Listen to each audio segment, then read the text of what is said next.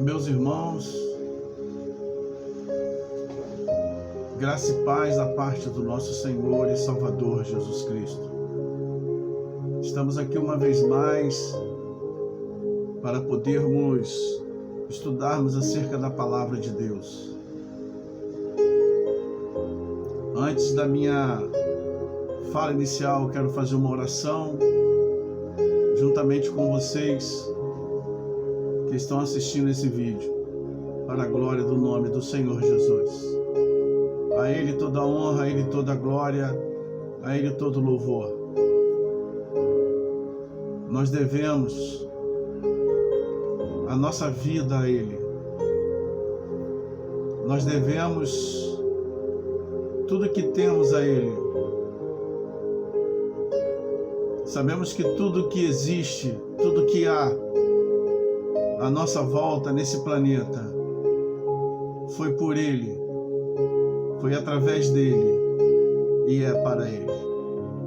Glórias sejam dadas àquele que é e sempre será Senhor da igreja. Aleluia. Quero orar com você nesse momento, com o coração agradecido, porque uma vez mais o Senhor nos concede de aqui estarmos, para podermos juntamente estudarmos a Sua Palavra, fazermos análises com mais fundamentos ou mais fundamentados,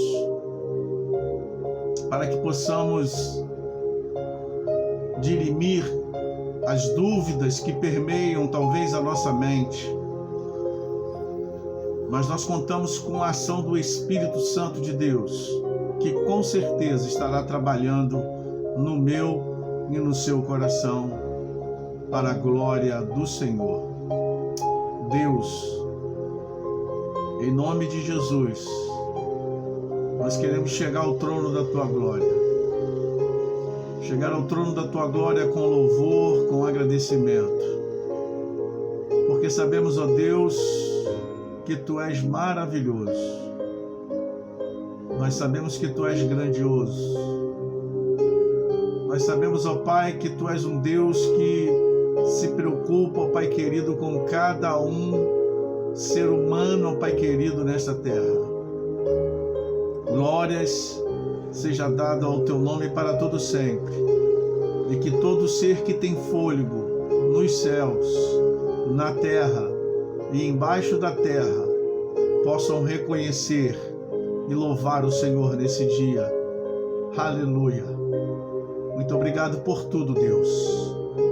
Agora queremos te pedir que o Senhor, através do Teu Espírito Santo, venha trabalhar a nossa mente e coração, para que possamos, de uma maneira bem simples, falarmos acerca, Senhor, desta lição, ó Pai, desse trimestre que está sendo abençoado para as nossas vidas, e que tudo aqui for falado, Deus, seja para a glória, para a honra do Teu nome, em nome de Jesus. Amém. Muito bem, irmãos, nós estamos aqui para podermos falar sobre a lição 10 desse segundo trimestre de 2020, que tem como tema a intercessão pelos Efésios, melhor dizendo, a intercessão pelos Efésios. A gente sabe que nós estamos vivendo um momento difícil para a igreja. Nós estamos vivendo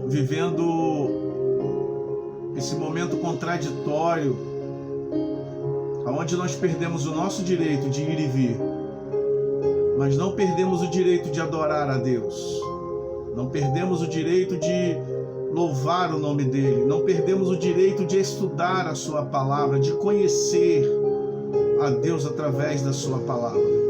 Por isso estamos aqui uma vez mais, para podermos falar sobre essa lição, a lição 10, a intercessão pelos Efésios.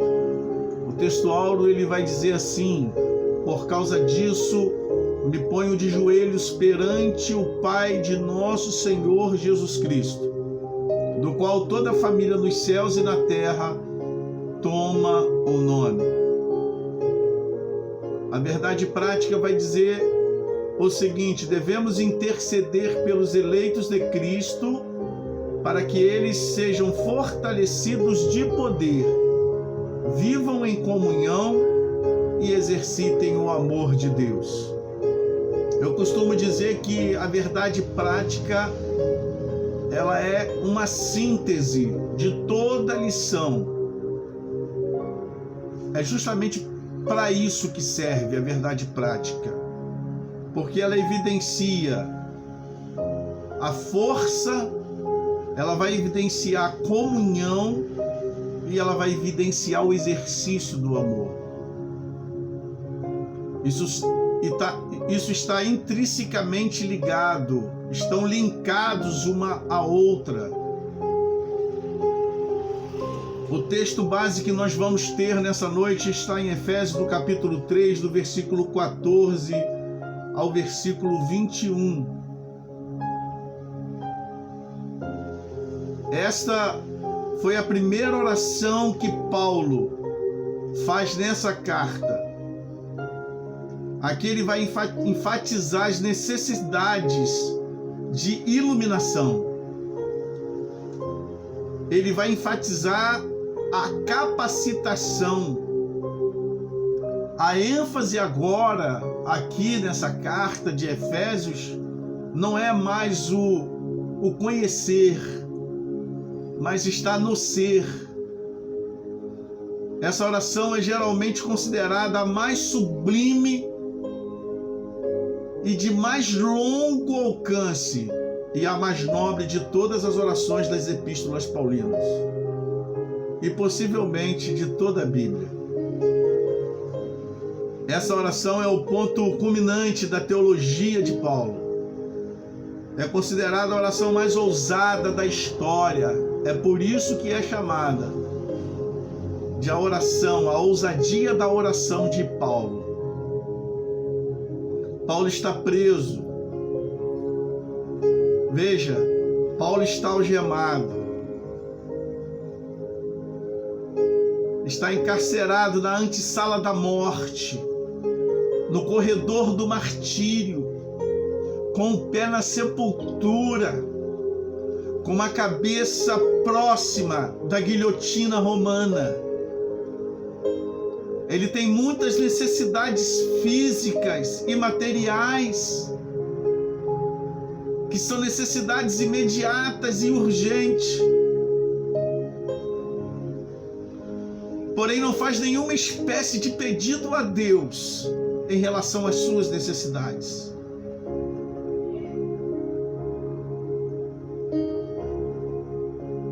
Paulo pode estar atrás das grades.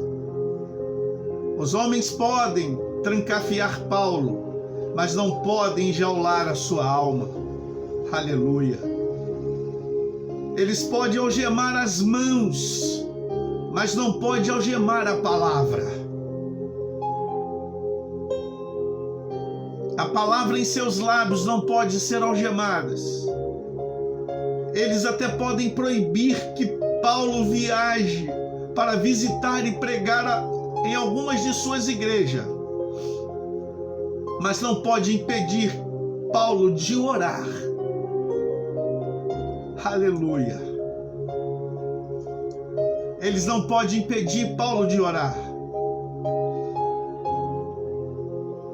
E um escritor muito famoso, citado pelo reverendo Hernani Dias Lopes, Lloyd Jones, ele vai dizer o seguinte: o importante para nós é saber que Paulo está realmente dizendo que, embora prisioneiro, embora um perverso inimigo o tenha encarcerado, o tenha posto em grilhões, o tenha impossibilitado de visitar os efésios e de pregar-lhes, ou de ir a qualquer outro lugar para pregar, há uma coisa que o inimigo não pode fazer: não pode impedi-lo de orar.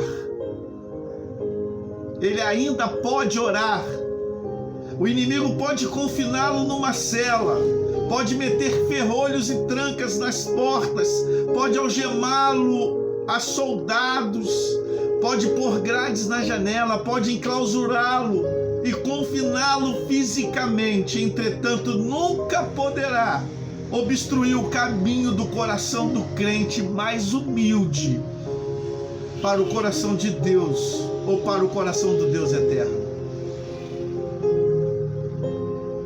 Paulo estava na prisão, mas não inativo. Ele estava realizando um poderoso ministério na prisão, o ministério da intercessão. Veja os irmãos, pelo caos, ou melhor dizendo, o caos que se tornou esse planeta, nesse momento em qual nós estamos vivendo, momento de pandemia, momento de sofrimento, um momento de não saber o que fazer, o momento de não saber que atitude tomar, em quem ouvir ou quem deixar de ouvir. Nós estamos vivendo isso como igreja do Senhor nesses dias.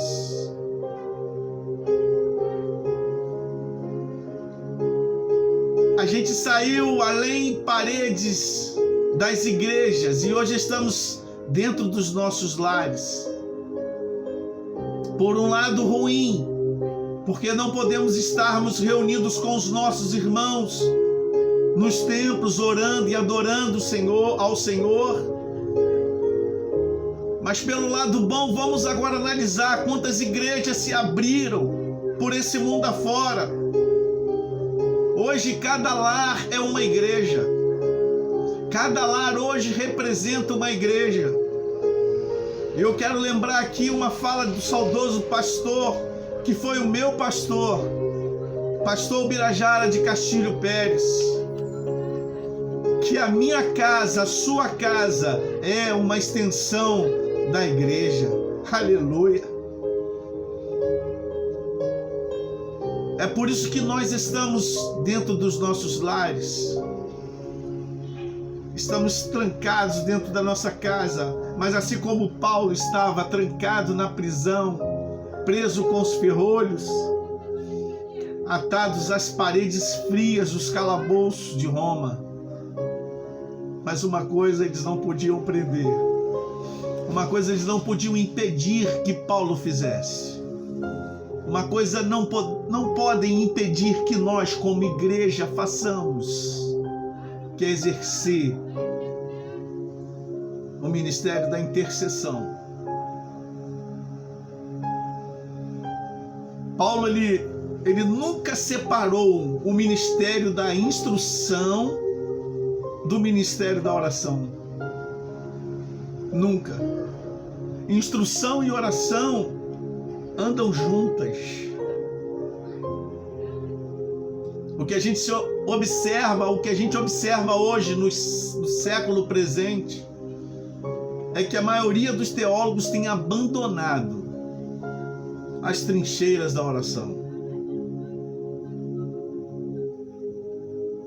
Acabam por se separar da academia da piedade, a pregação da oração.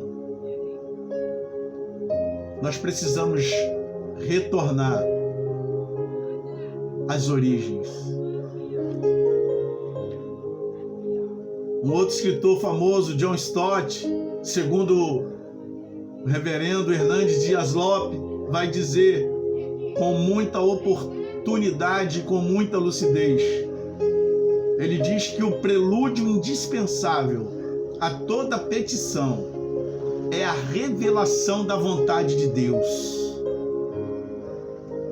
Não temos de maneira alguma autoridade para orar por qualquer coisa que Deus não revelou ser sua vontade. Por isso, a leitura da Bíblia e a oração devem caminhar sempre juntas. É nas Escrituras que Deus revelou a sua vontade, e é na oração que pedimos que Ele a realize.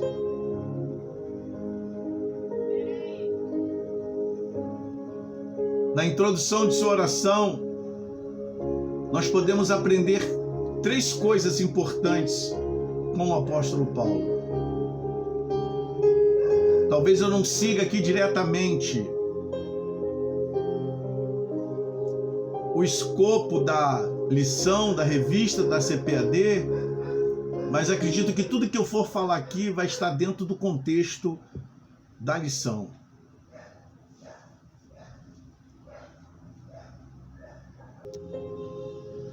Meus irmãos, repetindo aqui, na introdução de sua oração, podemos aprender 3 coisas importantes com o apóstolo Paulo.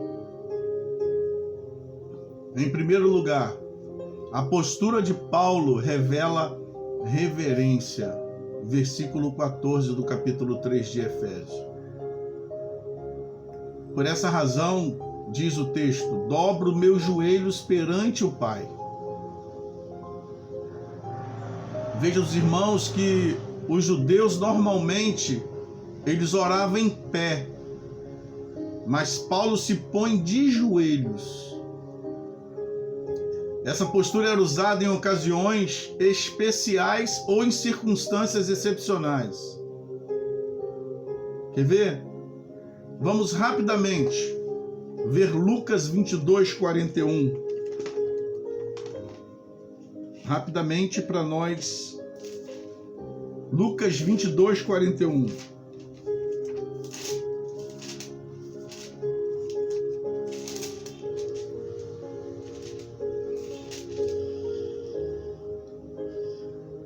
Diz o texto, 41 de Lucas 22, e apartou-se dele cerca de 1 tiro de pedra, e pondo-se de joelhos, orava. Esse texto aqui está falando de Jesus. Então esse posicionamento, essa postura, era uma postura de reverência. E era usado em circunstâncias excepcionais.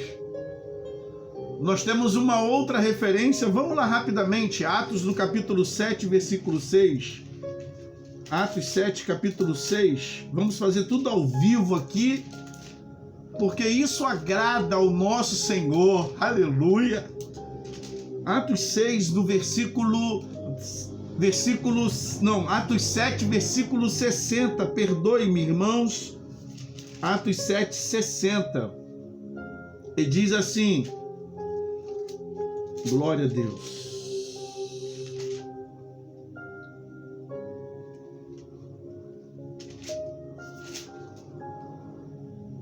Atos 7, 60. E, pondo-se de joelhos, clamou com grande voz: Senhor, não lhes impute este pecado. E tendo dito isto, adormeceu. Esse é um texto que está também falando de Estevão, o primeiro mártir do Evangelho. Então veja que em momentos excepcionais, essa postura de oração era uma postura de reconhecimento. A gente não pode aqui, dentro desse contexto, sacralizar a postura física, porque a Bíblia ela não vem sacralizar a postura física com que devemos orar. Nós vamos ter exemplo de pessoas orando em pé, nós vamos ter exemplo de pessoas orando assentadas, ajoelhadas, andando e até mesmo deitadas. Isso não vai influenciar. Obviamente, não podemos ser de maneira alguma desleixados com nossa postura física, quando nos apresentamos àquele que está sentado no alto e sublime trono. Um santo de joelhos enxerga, olha só que coisa linda, isso é uma frase do reverendo Hernandes Dias Lopes: um santo de joelhos enxerga mais longe do que um filósofo na ponta dos pés. Aleluia! Glória a Deus! Quando a igreja ora, Isso é muito lindo, irmãos. Quando a igreja ora, a mão onipotente que dirige o universo se move para agir providencialmente na história. Lembra da história de Pedro? Pedro estava trancafiado, estava preso. Mas quem estava orando? A igreja. Então a oração é uma ferramenta muito importante para as nossas vidas. A oração é uma ferramenta muito importante para a igreja. Eu sempre costumo dizer que se nós entendêssemos o real poder de Deus nas nossas vidas, os grandes e pequenos livramentos que Ele nos dá, nós éramos para andar de joelhos. Essa semana eu falei isso com um amigo lá no meu serviço. Eu disse para aquele amigo, o nome dele é Osias. Falei, Osias, você precisa reconhecer Jesus como seu Salvador e andar de joelhos, porque o que Ele tem te dado de livramentos de morte, milagres visíveis aos nossos olhos, porque às vezes nós achamos que o milagre é só um milagre de cura de uma enfermidade em fase terminal, cura de um problema de saúde em qual a gente está sendo submetido por causa das nossas necessidades físicas. Mas não, livramento de morte é um milagre de Deus. Glória a Deus. Quando a igreja ora, a mão onipotente que dirige o universo se move para agir providencialmente na história. É através da oração é que Deus interfere nos problemas. É através da oração que Deus vai mover com tudo para que a sua vontade seja estabelecida. Precisamos concordar com a expressão, segundo o reverendo Hernando Dias Lopes, ele vai dizer assim, quando o homem trabalha, o homem trabalha. Olha que lindo isso. Quando o homem trabalha, o homem trabalha. Mas quando o homem ora, glória, Deus trabalha. É no momento que nós reconhecemos que nós não podemos resolver o problema. É no momento que nós reconhecemos que fugiu ao controle. Não sei mais que atitude tomar. Não sei como resolver esse problema. Aí a gente corre para o joelho. Então, enquanto você trabalha. Enquanto você tenta resolver os problemas, você está tentando resolver os problemas. Enquanto você está vivenciando o problema, fazendo do problema o motivo de você viver, você vai continuar tendo o problema. Mas no momento em que você dobra os seus joelhos e ora, quem começa a trabalhar é Deus. Glória a Deus. Em segundo lugar, lembra lá do primeiro lugar que eu falei, que a postura revela a reverência. E em segundo lugar, a motivação de Paulo revela exultação pela obra de Deus na igreja. Versículo 14 e 15. O apóstolo diz, por essa razão, ele tem um motivo. Por essa razão, dobro meus joelhos perante o Pai, de quem toda a família no céu e na terra recebe o nome. Então veja que a motivação para que Paulo dobre os seus joelhos. O que é preciso para mim e você? Qual o tipo de motivação que nós precisamos ter para que possamos dobrar os nossos joelhos? Aleluia. Aleluia. Só o fato de nós levantarmos da nossa cama podemos contemplar a luz do sol, diz o texto bíblico, é porque Ele cuidou de nós durante o sono da noite. Qual outro motivo que você quer? O que mais que eu queira, que eu quero, melhor dizendo, para que eu tome essa postura, para que eu seja motivado a orar, a buscar ao Senhor? Em Efésios 3, do versículo 1 e 14, Paulo fala da gloriosa reconciliação dos gentios com Deus. E ele vai abordar também não só a reconciliação dos gentios com Deus, mas ele vai falar também da reconciliação dos gentios com os judeus. E dessa maneira, a formação de uma única igreja, lembra disso que nós falamos nas lições passadas, sobre gentios e judeus? Que o próprio Deus reconhece os gentios lá no Egito, lá na passagem pelo deserto. Aquilo ali já era um plano, já estava criando uma estrutura de salvação, não só para judeus, mas também para estrangeiros, para gentios. Porque era dessa forma que se tratava as nações no passado e até hoje. As pessoas que não pertencem ao povo judeu é chamado de gentio. A igreja ela é composta tanto de judeus e gentios. Forma a igreja. Então, dessa forma, a igreja da terra e a igreja do céu são a mesma igreja. Aleluia. Paulo fala aqui da igreja militante da terra e da igreja triunfante no céu como uma única igreja. Somos a mesma igreja, pertencemos à mesma igreja.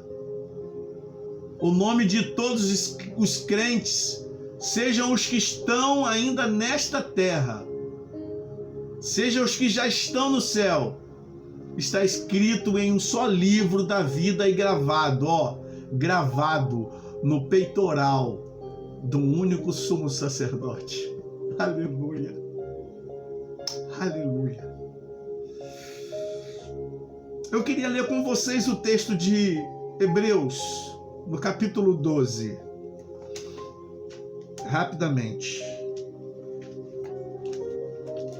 Hebreus 12.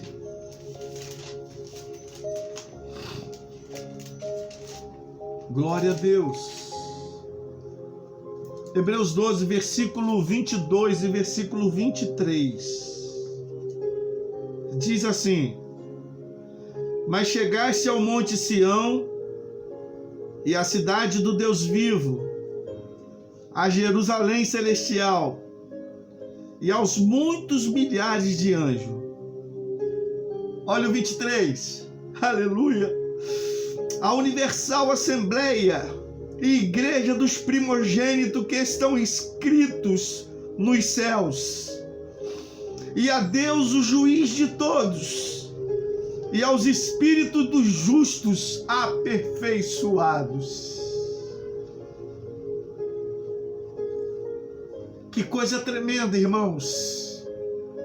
Que coisa tremenda. Eu fico emocionado com a Bíblia, eu fico emocionado com a palavra de Deus. Porque nós somos pertencentes da mesma igreja. Aleluia. Paulo vai dizer que o nome de todos os crentes, sejam os que estão ainda aqui na terra, ou até mesmo os que já estão nos céus, está escrito em um só livro da vida e gravado no peitoral do único sumo sacerdote, que nós sabemos que é Cristo. Aleluia. Paulo se dirige a Deus como nosso Pai. Nós temos confiança, intimidade, ousadia, acesso e confiança. Capítulo 3, versículo 12 do texto vai dizer isso. Um outro escritor muito conhecido, citado pelo pastor reverendo Hernando Dias Lopes, Russell Shedd diz que a paternidade de Deus é um arquétipo ou arquetipo, não havendo nada neste mundo que não tenha sua origem em Deus. Nada que exista nesse mundo, nada que há nesse mundo, você não tem como dizer que não a origem não está em Deus. Toda a ideia de paternidade se manifesta tanto no céu como na terra, referindo-se à figura original da paternidade de Deus. Aquele que é o Pai dos homens é também a fonte da confraternidade. Ele também é a unidade em todas as ordens de seres finitos. Outro escritor muito importante, citado pelo reverendo Hernandes Dias Lopes, Francis Fulks, ele vai dizer que nessa mesma linha de pensamento, diz que cada um recebe de Deus sua existência, seu conceito e sua experiência de paternidade. O nome do Pai não emergiu de nós, ou não emergiu de nós, mas veio do alto até nós. Há um Pai assim, Pai de todos, o único em que a paternidade é vista com perfeição é que os homens se dirigem quando oram. Então veja você que tudo que está à nossa volta, tudo tem origem em Deus. Tudo tem origem em Deus. Todas as coisas são orientadas e vêm à existência por causa dele. Glória a Deus.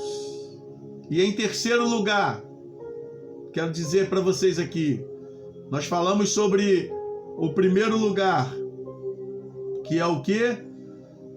A postura de Paulo revela reverência.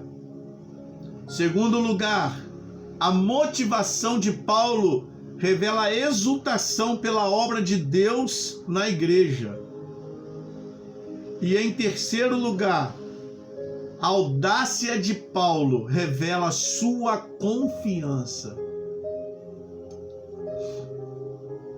Versículo 16. Aqui Paulo ele vai manifestar o desejo de que Deus atenda às suas súplicas. Ele vai pedir, ele vai interceder que Deus atenda às suas súplicas segundo as riquezas da sua glória.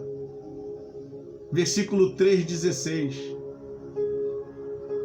A glória de Deus não é um atributo de Deus. Preste atenção no que eu estou falando. A glória de Deus não é um atributo de Deus, mas é o fulgor pleno. É o fulgor pleno de todos os atributos de Deus. Um outro escritor também vai dizer aqui, Curtis Vaughan, diz que o apóstolo tinha em mente os ilimitados recursos que estão disponíveis a Deus. Então veja, Paulo já tinha tudo em sua mente, os ilimitados recursos disponíveis a Deus. Ele sabia, ele tinha certeza do que Deus podia e não podia fazer. É por isso que ele vai dizer, eu sei em quem eu tenho crido. Aleluia. E Vaughan vai continuar aqui. Então podemos fazer pedidos audaciosos a Deus. É o que Paulo faz. Pedidos audaciosos. Seus recursos, os recursos de Deus, são inesgotáveis. Então veja você o caminho para nós atingirmos ao coração de Deus, ou para nós atingirmos o tesouro inesgotáveis de Deus, que está disponível para qualquer um, é a oração. Chega com confiança e oração diante dele. Aleluia. Glória a Deus. Nessa oração do capítulo 3, que é a leitura bíblica em classe, a qual nós estamos estudando, as petições de Paulo são como degraus de uma escada, cada uma delas subindo mais, porém baseadas todas no que veio antes, solidamente entrelaçadas. Cada ideia leva à ideia seguinte. O ponto culminante da oração está nas últimas palavras do versículo 19. Para que sejais preenchidos até a plenitude de Deus. Esse é o ponto culminante da oração. Aí uma pergunta: o que Paulo pede a Deus? Em primeiro lugar, a oração de Paulo é uma súplica por poder interior. Versículos 16 e 17. Para que, segundo as riquezas da sua glória, vos conceda que sejais interiormente fortalecidos com poder pelo seu Espírito, e que Cristo habite pela fé em vosso coração, a fim de que, arraigados e fundamentados em amor. Paulo não está pedindo aqui que haja mudança nas circunstâncias em relação a si mesmo, nem em relação aos outros. Ele ora pedindo poder. É isso que ele quer. A preocupação de Paulo não é com as coisas materiais, mas com as coisas espirituais. As orações de hoje estão centradas no homem, na busca imediatista de prosperidades e curas. Estão longe do ideal dessa oração paulina. A oração de Paulo não é apenas espiritual, mas também específica. Eu falei alguma coisa aqui outrora sobre propósito e prioridades. A oração ela tem que ter propósito. E os propósitos têm que ter prioridades. É mais ou menos isso que Paulo está pedindo aqui. Paulo estabelece propósito em suas orações. E ele cria uma escala de prioridades nesse propósito. A oração de Paulo não é apenas, como eu já disse, espiritual, mas também específica. Paulo não divaga em sua oração. Ele não fica falando coisas repetitivas. Ele não usa expressões genéricas de maneira alguma. Ele não pede alívio dos problemas, mas poder para enfrentá-los. É isso que Paulo pede. O poder é concedido pelo Espírito. A presença do Espírito na vida é a evidência da salvação. Vamos lá, Romanos 8, rapidamente, tudo ao vivo. Romanos 8, versículo 9. Olha só. Glória a Deus. Vós, porém, não estáis na carne, mas no Espírito, se é que o Espírito de Deus habita em vós. Mas, se alguém não tem o Espírito de Cristo, esse tal não é dele.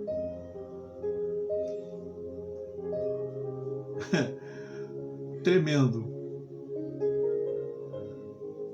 O poder do Espírito é a evidência da capacitação para a vida.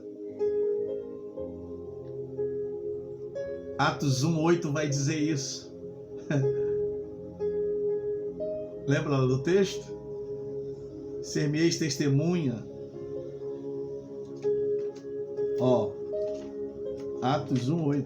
Vamos lá. Para nós não estarmos falando aqui sem causa de conhecimento.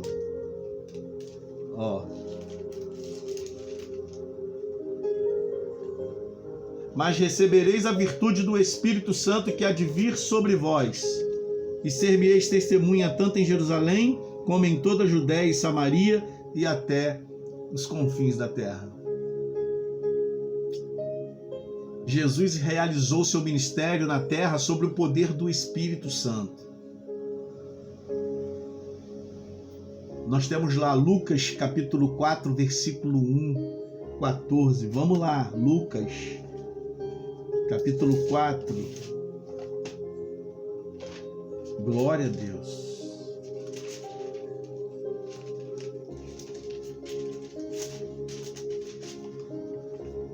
Lucas 4, 14.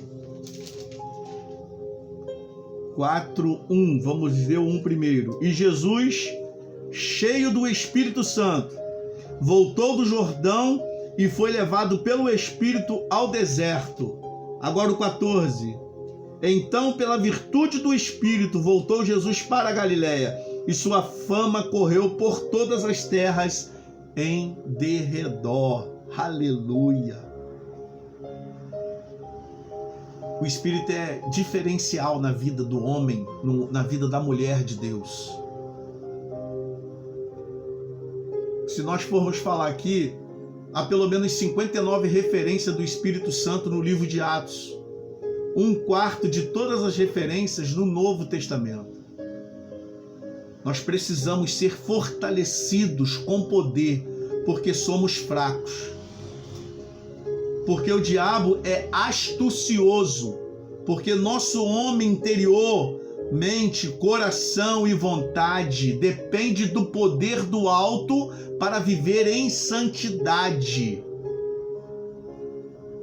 Aí Martin Lloyd Jones comenta, segundo o pastor reverendo Hernandes Dias Lopes, ele vai comentar sobre a experiência de Moody em Nova York. Subitamente, quando caminhava no Wall Street, lhe sobreveio o Espírito Santo. Foi batizado com o Espírito Santo. Diz-nos ele que a experiência foi tão tremenda, tão gloriosa, que ele ficou em dúvida de se poderia aguentá-la, no sentido físico. Tanto assim que ele clamou a Deus para que segurasse a sua mão, para que ele não caísse na rua. Foi assim por causa da glória transcendental da experiência. Pode-se ver a mesma coisa nas experiências de Jonathan Edwards e David Brainerd. O poder do Espírito Santo nos é dado de acordo com as riquezas da sua glória. Essas duas petições caminham juntas. As duas se referem ao ponto mais íntimo do cristão. Seu homem interior, de um lado, e o seu coração de outro. Lloyd Jones vai dizer que o homem interior é o oposto do corpo e todas as suas faculdades e funções. Aí ele inclui o coração, a mente e o espírito do homem regenerado, do homem que está em Cristo Jesus. Então o poder do Espírito e a habitação de Cristo vai fazer referência à mesma experiência. Ou vai referenciar-se à mesma experiência. É mediante o Espírito que Cristo habita em nosso coração. Romanos 8:9. Cada cristão é habitado pelo Espírito Santo e é templo do Espírito Santo. A habitação de Cristo. Aqui, porém, é uma questão de intensidade. Tá certo? Havia duas palavras distintas para habitar. Paroqueio e catoquel. A primeira palavra quer dizer habitar como estrangeiro. Era usada para o peregrino que estava morando longe de sua casa. Catoquel, por outro lado, tem o sentido de estabelecer-se em algum lugar. Refere-se a uma habitação permanente em contraste com a temporária. Então veja, é usado tanto para a plenitude da divindade habitando em Cristo, quanto para a plenitude de Cristo habitando no coração do crente. A palavra que foi escolhida, katoiken, denota a residência, em contraste com o alojamento. Então a habitação do dono da casa em seu próprio lar, em contraste com o viajante que sai do caminho para pernoitar em algum lugar e que no dia seguinte já teria ido embora. E o Russell Shedd ainda lança luz sobre a palavra katoikel, quando diz que ela significa tomar conta de toda a casa, tendo procuração ou autorização completa. A autorização é completa de forma a poder fazer limpeza nas despensas se quiser, mudar a mobília como quiser, jogar fora o que quiser. Ele é o dono da casa. Aleluia! É o Espírito em nós. É o Espírito em nós. A palavra katoikel também tem o sentido de sentir-se bem ou sentir-se em casa. Cristo sente-se em casa em nosso coração.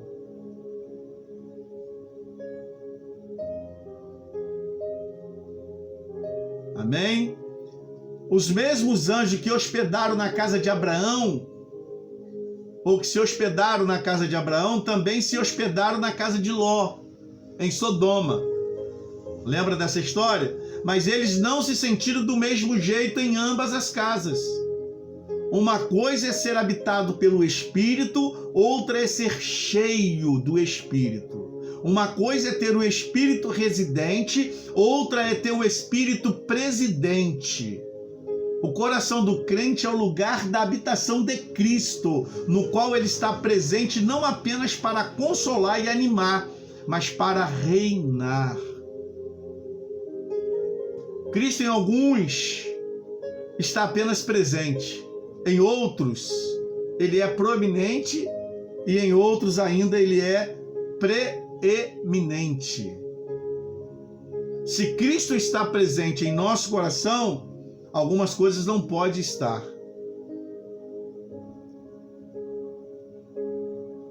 Amém? Em segundo lugar, a oração de Paulo é uma súplica por aprofundamento no amor fraternal.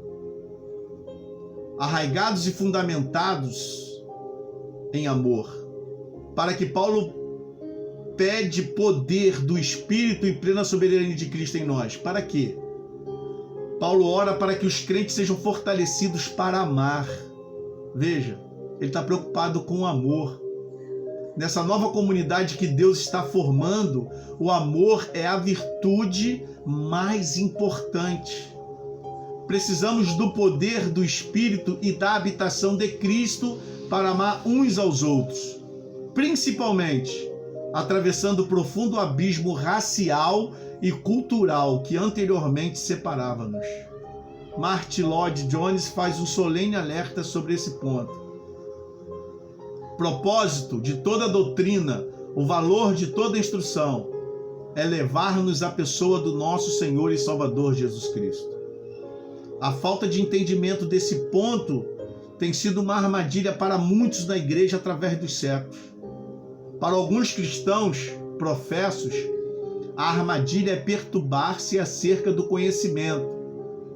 Essas pessoas já se acham numa posição falsa. Outros podem ver claramente que é para termos conhecimento que as Escrituras nos concitam a isso, e assim eles se opõem a buscar conhecimento. Então, o diabo entra e transforma isso numa coisa puramente intelectual. O resultado é que eles têm cabeças repletas de conhecimento e de doutrinas, mas os seus corações são frios e duros como pedras. O verdadeiro conhecimento cristão é conhecimento de uma pessoa. E porque é conhecimento de uma pessoa, leva ao amor, porque ele é amor. Paulo usa duas metáforas para expressar a profundidade do amor. uma procedente da botânica e a outra da arquitetura. Ambas enfatizam profundidade em contraste com superficialidade. Devemos estar tão firmes como uma árvore e tão sólidos como um edifício. O amor deve ser o solo em que a vida deve ser plantada. O amor deve ser o fundamento em que a vida deve ser edificada. Isso é lindo. Uma árvore precisa ter suas raízes profundas no solo, se ela quiser encontrar provisão e estabilidade. Assim também é a vida do crente. Aleluia. Precisamos estar enraizados no amor de Cristo. A parte mais importante do edifício é a fundação. Se ele não cresce com solidez para baixo, ele não pode crescer com segurança para cima. Como é lindo isso aqui. As tempestades da vida provam-se as nossas raízes e a fundação da nossa vida são profundas. Mateus 7. Vamos lá, Mateus 7, 24. Que é o texto que todos nós conhecemos, do edificador. Nós vamos fazer uma leitura aqui rapidamente, do versículo 24 ao versículo 27. Todo aquele, pois, que escuta essas minhas palavras e as pratica, assemelhar-lhe-ei ao homem prudente que edificou a sua casa sobre a rocha. E desceu chuvas e correram rios, e aquela casa, e combateram aquela casa e não caiu, porque estava edificada sobre a rocha. E aquele que ouve essas minhas palavras e a não os cumpre, compará-lo-ei ao homem sensato que edificou a sua casa sobre a areia. E desceu a chuva e correram rios, e assopraram ventos e combateram aquela casa e caiu. E foi grande a sua queda. Aleluia. A minha vida e a sua vida, ela vai ser pautada de acordo com a nossa fundação, a nossa solidez. Isso está tudo dentro do contexto de oração. Então o amor é a principal virtude cristã. 1 Coríntios 13, de 1 a 3. O amor é a evidência do nosso discipulado. João 13, 34 e 35. Leia essas referências. O amor é a condição para realizarmos a obra de Deus. João 21, do 15 ao 17. O amor é o cumprimento da lei. 1 Coríntios 10, 4. O conhecimento incha, mas o amor edifica. 1 Coríntios 8, 2. E em terceiro lugar, a oração de Paulo é uma súplica pela compreensão do amor de Cristo. Versículos 18 e 19. Vos seja possível compreender juntamente com todos os santos a largura, o comprimento, a altura e a profundidade desse amor, e assim conhecer esse amor de Cristo, que excede todo entendimento, para que sejais preenchidos até a plenitude de Deus. O apóstolo passa agora do nosso amor pelos irmãos para o amor de Cristo por nós. Então nós precisamos de força e poder para compreender o amor de Cristo. A ideia central do pedido provém de duas ideias: compreender e conhecer. Compreender, versículo 18. Conhecer, no versículo 19 do capítulo 3 de Efésios. A primeira sugere compreensão intelectual. Então representa apossar-se de alguma coisa, tornando-a sua propriedade. Mas o verbo conhecer refere-se a um conhecimento alcançado pela experiência. Então, portanto, a súplica implica que os crentes tenham um conhecimento objetivo do amor de Cristo e uma profunda experiência nele. Paulo vai orar para que possamos compreender o amor de Cristo em suas plenas dimensões. Qual a largura, o comprimento, a altura e a profundidade dele. A referência às dimensões tem o propósito de falar da imensurabilidade desse amor. Então o amor de Cristo é suficientemente largo para abranger a totalidade da humanidade. Apocalipse 5, versículo 9 e 11. 7, versículo 9. Colossenses 3, 11. Suficientemente comprido para durar por toda a eternidade. Está entendendo as dimensões que Paulo vai usar? Largura, comprimento, altura e profundidade. Então ele é largo para abranger a totalidade da humanidade. Ele é comprido para durar por toda a eternidade. Jeremias 31, 3, Apocalipse 13, 8, João 13, 1. Suficientemente profundo para alcançar o pecador mais degradado. Isaías 53, 6 e 7. Glória a Deus.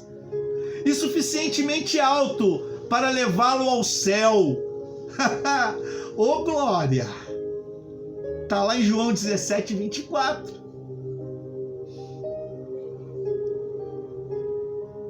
Aí Russell Shedd, segundo o reverendo Hernandes Dias Lopes, entende que a largura do amor de Cristo abrange membros de toda tribo, língua, povos e nação.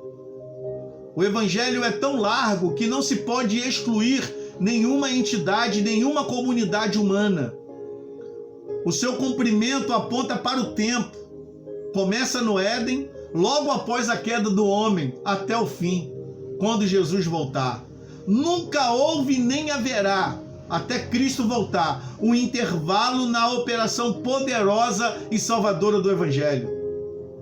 A terceira dimensão é a sua altura, que vem do mais alto céu e desce até o mais baixo inferno. E finalmente sua profundidade chegará até os piores pecadores, já descrito eficientemente. Aleluia! Não há nenhum pecador rebelde que não possa ser incluído em tão grande salvação. Alguns pais da igreja viram nessas 4 dimensões um símbolo da própria cruz de Cristo. É inatingível a magnitude do amor de Cristo pelos homens. É inatingível. O conhecimento do amor de Cristo deve ser obtido no contexto da comunhão fraternal. Paulo vai dizer: vos seja possível compreender juntamente com todos os santos. O isolamento e a falta de comunhão com os crentes é um obstáculo à compreensão do amor de Cristo.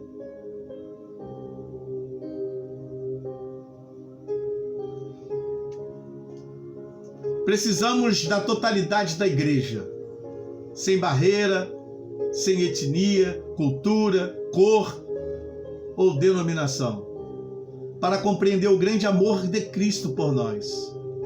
Os santos contarão uns aos outros sobre as suas descobertas e experiências a respeito de Cristo. Veja o Salmo 66, versículo 16. Vamos lá. Está aqui já para mim. Todos vós que temeis a Deus, vinde e ouvi, e eu contarei o que tem Ele feito por mim. Glória a Deus, glória a Deus. Os santos contarão uns aos outros sobre suas descobertas e experiência a respeito de Cristo. O apóstolo continua: e assim conhecer esse amor de Cristo que excede todo entendimento. O amor de Cristo é por demais largo, comprido, profundo e alto, até mesmo para todos os santos entenderem. O amor de Cristo é tão inescrutável quanto suas riquezas são insondáveis.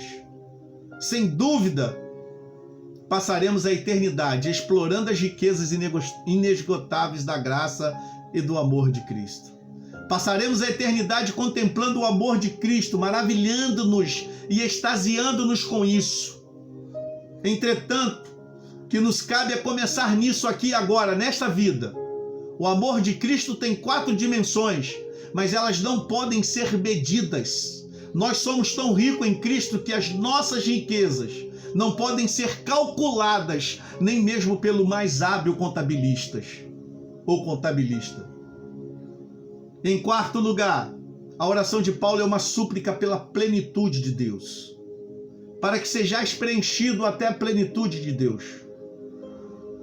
Provavelmente, nenhuma oração poderá ser mais sublime que essa, porque ela vai incluir todas as outras. O seu sentido pleno está além da nossa compreensão. E é bem provável que ela tivesse vindo a ser a oração que os Efésios estimasse como a de mais alto nível espiritual. Nesta carta aos Efésios, Paulo vai falar que devemos ser cheios da plenitude do Filho, do Pai e do Espírito Santo. Capítulo 1, versículo 23, do Filho, do Pai, capítulo 3, versículo 19, e do Espírito Santo, capítulo 5, 18. Devemos ser cheios da própria Trindade. Embora Deus seja transcendente e nem os céus dos céus possa contê-lo, segundo ao texto de 2 Crônicas 6:18, ele habita em nós de forma plena. O pedido de Paulo é que sejamos tomados de toda a plenitude de Deus. Deus está presente em cada célula, em cada membro do corpo, em cada área da vida. Tudo é tragado pela presença e pelo domínio de Deus. Aleluia! Devemos ser cheios não apenas com a plenitude de Deus, mas até a plenitude de Deus. Devemos ser santos como Deus é santo e perfeitos como Deus é perfeito. 1 Pedro, capítulo 8:16. Mateus 5:48. Devemos ficar cheios até o limite, cheios até aquela plenitude de Deus que os seres humanos são capazes de receber sem deixar de permanecer humanos. Isso também quer dizer que seremos semelhantes a Cristo, ou seja, alcançaremos o propósito do eterno Deus. Romanos 8:29, 2 Coríntios 3:18.